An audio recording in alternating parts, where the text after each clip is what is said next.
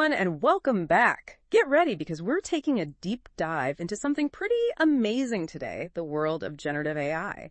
You know, the tech that can just whip up emails or compose music and even write code. But the thing is, we're going beyond all the hype to uncover a hidden danger zone. The gender gap and who's actually using this seriously game-changing technology. Yeah, it's really fascinating because we're not just speculating here. We've got some hard data on millions of users of platforms like ChatGPT, and that's backed up by 18 academic studies from all over the globe.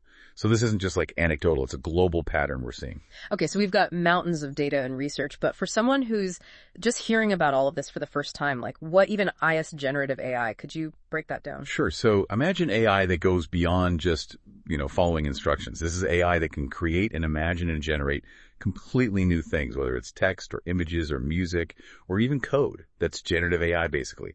And it's totally poised to revolutionize so many industries. So it's not just about robots taking our jobs or anything like that. It's about AI actually becoming a creative partner, almost like having a superpowered brainstorming buddy. But then, where does this gender gap even come into play? What's the big picture here? Well, the big picture is honestly a little bit alarming. Across almost every single study from the U.S. to Kenya, the trend is the same. Women are roughly 20% less likely to be using generative AI compared to men. And it's not just a matter of opinion polls or anything. It's reflected in website traffic, app downloads. Even when researchers provide equal access and training, the gap is still there. Wow. 20% less likely, that number alone is pretty stark. But can we make that a little more concrete for our listeners? What does that actually look like in the real world? Yeah, so imagine a typical company where obviously half the workforce is female, right? Mm-hmm. Now picture almost all the men using AI to boost their productivity while way fewer women are doing the same thing. The potential loss in productivity from that is unbelievable. We're talking billions of dollars globally. Okay, so it's not just about some abstract tech divide. It's about real-world economic consequences. But let's go back to that 20% figure for a sec. Does that hold true across the board? Are there variations depending on location or the specific type of AI we're talking about? That's what's so interesting about this. The consistency across these studies is frankly kind of shocking. Whether we're looking at AI for writing or coding or even artistic creation, the 20% gap seems to hold up, which is wild. So we're seeing this pattern globally across different applications of AI. And you mentioned even with equal access and training, the gap was still there. So it's not just about opportunity or resources. Right, exactly. Yeah. And that's the million-dollar question. Why does this gap persist even when those factors are controlled for? Yeah. What's actually preventing women from engaging with this totally transformative technology at the same rate as men? All right, well, that's a pretty big cliffhanger. We've established this gap is real, consistent, and it's not just about access. So where do we go from here? Next, we have to dive into all of the possible explanations for this gap. And trust me, some of these findings are pretty surprising. Okay, so we're kind of on the edge of our seats here. We've got this persistent gender gap in how people are using generative AI. What are some of the things researchers are finding that might explain this? Well, one thing that seems to come up all the time is awareness. A lot of women just aren't even aware of these tools in the same way that men are. They might not even know what generative AI is or what it can do, or even that platforms like ChatGPT even exist. That makes sense. I mean, if you're not super plugged into the tech world, it'd be easy to miss these things, right? But is it really that simple? Is it just not knowing about these tools? It's definitely a big piece of the puzzle, for sure. But it's not the whole story. Even when women are aware of these tools, there still seems to be a difference in how they think about them. Some studies have shown that women might be a little more hesitant to really embrace AI. Maybe they see it as too complex or just kind of intimidating. So it's not just about knowing these tools exist. It's about feeling comfortable and confident actually using them. Is there anything that points to why that confidence gap might exist? Well, researchers are exploring some really interesting stuff.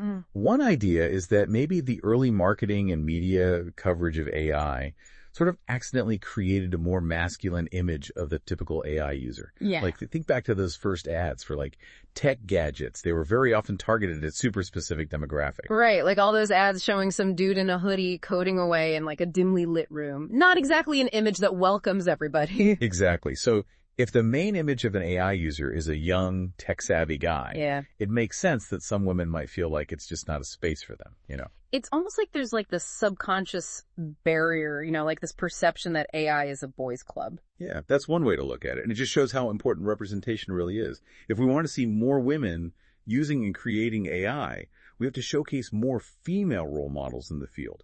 Women who are really breaking down those barriers, developing groundbreaking applications, and showing the world that AI really is for everyone. Totally. Seeing someone who looks like you succeeding in a field is incredibly empowering. It's like, hey, if she can do it, I can too. But let's get back to those potential consequences we talked about earlier. What happens if we don't address this gap? What's at stake here? Well, the implications go way beyond just like tech adoption. We could be talking about a widening gender pay gap, women having fewer economic opportunities, and even holding back innovation overall. Because if women aren't totally participating in the development and use of AI, we're missing out on their perspectives, ideas, talents, everything. Precisely. And remember, AI learns from the data it's given. So if most of the early adopters and developers are men, then there's a real risk that AI systems won't be as good at meeting women's needs, which just makes existing inequalities even worse. So it's like a vicious cycle. The gap leads to biased data, which leads to less effective tools for women, which just keeps the gap going. That's a pretty scary thought. It really is. But it also shows how important it is to address this problem right now. We have to be proactive and intentional about creating a much more inclusive AI landscape, one where everyone has the opportunity to benefit from this incredible technology. Okay, so we've painted a pretty serious picture here of the potential consequences, but let's shift gears a bit. What can we actually do about this? What are some practical steps we can take to close this gap? Well, there's no magic solution, but there are a lot of really promising things happening right now. One key step is raising awareness, making sure women know about these tools, understand what they can do, and see themselves as capable of using them. So it's about education and outreach and changing how people see this technology. What about those confidence barriers we were talking about? What can we do about those? It's all about creating the right kind of learning environment.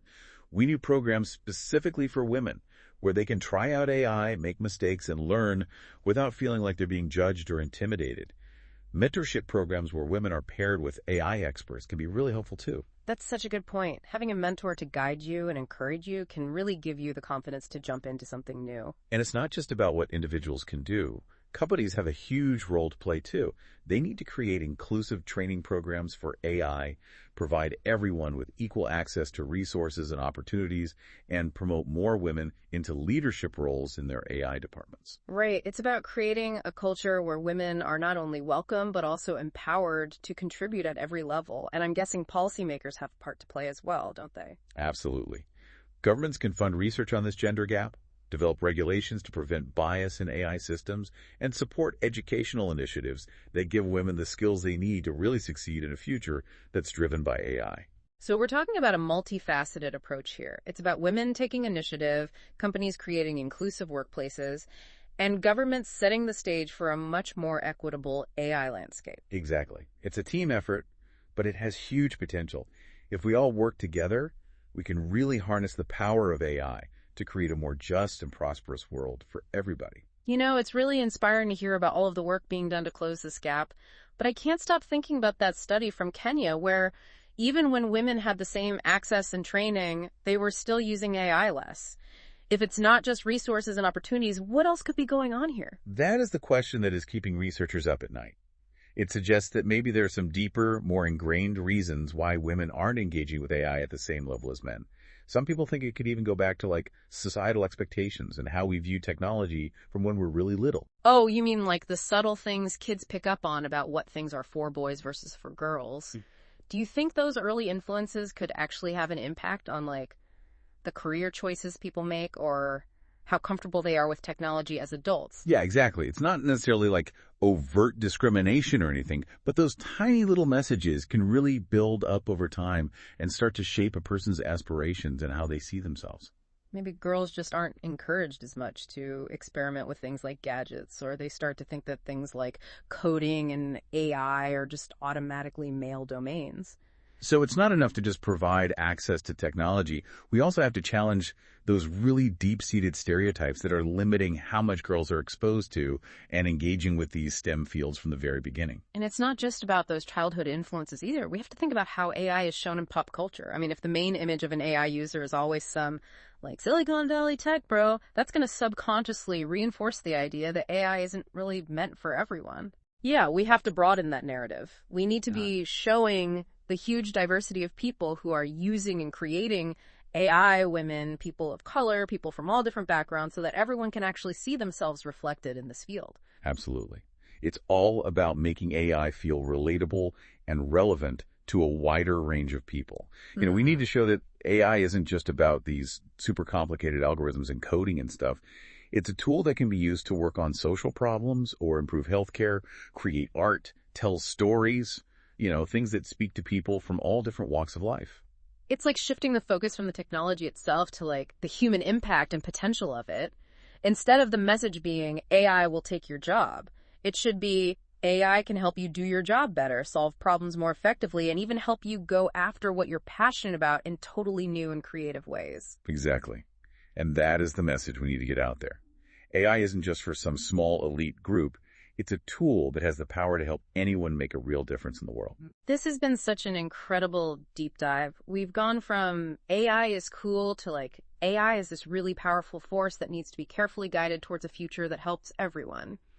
What are some of the key takeaways you want our listeners to leave with today? Well, first of all, the gender gap in AI is real, it's everywhere, and it's a lot more complex than just not having equal access. Second, fixing this gap isn't just about being fair. It's about realizing the full potential of AI by tapping into the different talents and perspectives of everyone. And finally, there is reason to be hopeful. If we can work together, we can create a much more inclusive and equitable AI landscape, one where everybody has the chance to shape the future. Well said. So listeners, what did you take away from this deep dive? What questions do you still have? We would love to hear from you. And if you're interested in learning more about all of this, be sure to check out the show notes where you'll find links to all of the research we talked about today. Until next time, keep asking those questions, keep learning, and keep diving deep.